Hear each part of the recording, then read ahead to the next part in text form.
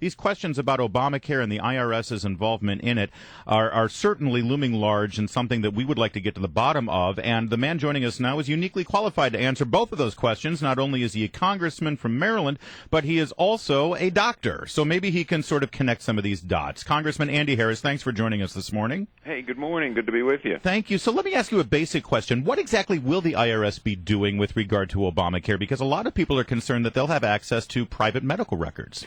Well, they're certainly going to have access to insurance, some insurance documents, because they're going to be the enforcement arm. They're going to deal with, doling out some of the subsidies. There's certain and credits on tax credits, and they're certainly going to deal with implementing the taxes that are in Obamacare. So they are going to be the enforcement arm, the collection arm, and part of the information that's going to pass through their hands are certifications about your health insurance, your personal health insurance, and your employer is going to have to certify as well. So when people hear these outrageous stories about these renegade employees in the IRS, if you believe the administration's story on this, these renegade employees at the IRS just taking it upon themselves to act politically against people, utilizing the strength and power and intimidation of the IRS, then when you take that story and extrapolate it to Obamacare, what are the potential dangers there of some rogue employee doing something with our health care?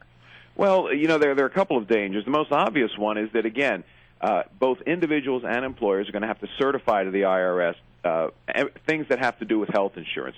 So just like a tax-exempt organization who applies to the IRS would have to certify some things, some employee at the IRS could question that certification, and they could go and ask for more records, and they could make your life miserable, just the way the IRS, what the IRS is pretty good at. Oh, so, I mean, I hadn't thought of that, but that makes sense. Like a company like Godfather's Pizza or something, who has been very adamant against Obamacare, now they could start harassing them over their health insurance. Well, absolutely. We saw in this incident where they went after Tea Party groups and other conservative groups with whom the administration has differences of opinion, when they went after them, they were asking all kinds of impertinent questions.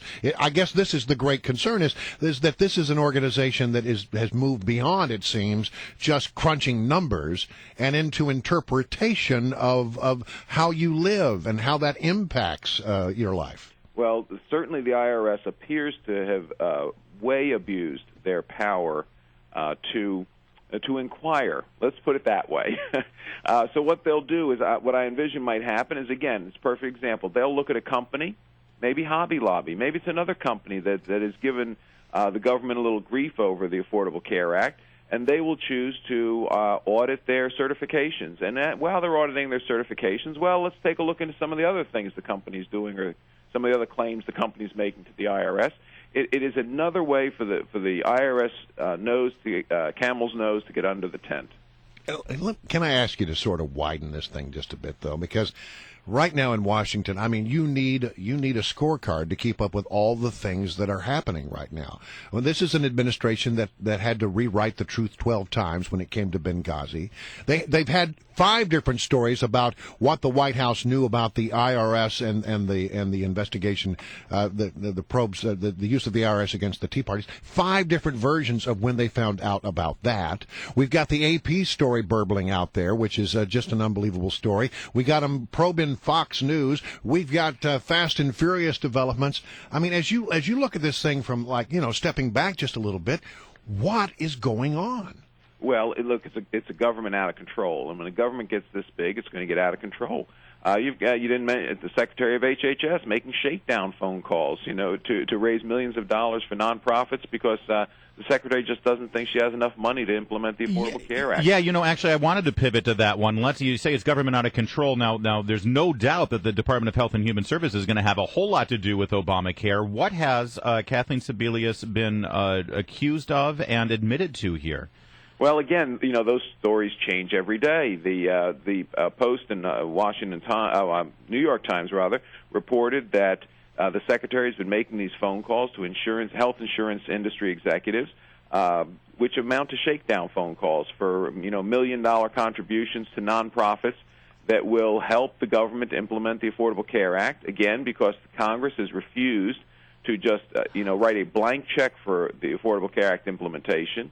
and they're running out of money to do it. So wait, so let me just be clear here. So the government doesn't have enough money to implement Obamacare, so they're utilizing these nonprofit entities to do it. And the Secretary of the Health and Human Services Department goes and calls insurance companies. I mean, that's a major power play there. When you're an CEO of an insurance company and Kathleen Sebelius calls you on the line, that's sending a message, isn't it? Well, I don't know, because, again, the story changes every day out of HHS. First, it was that she was doing it on her personal time, and that it was her First Amendment right.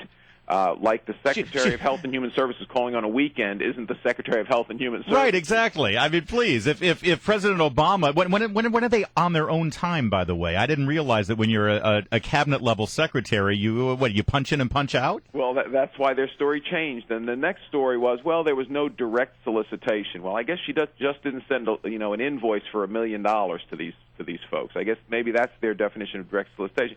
And then it changed again and said, well, there's this little obscure law that says the government can advocate for public health. It's just, look, it's a Chicago-style shakedown brought to the Potomac. That's what it is. All right, Andy Harris, we've got to go, Congressman. One really fast question because we're tight. Do you know, based on this story, did any of the insurance companies refuse to donate any money? Did anyone say, no, I'm not going to do it? Well, I think the people who the reporters from the newspapers spoke to, I think they did. I think they did refuse. Okay. And, I think that's how the story came out. Interesting. Yeah, All right. interesting. Congressman Harris, always good to have you. Thanks a lot.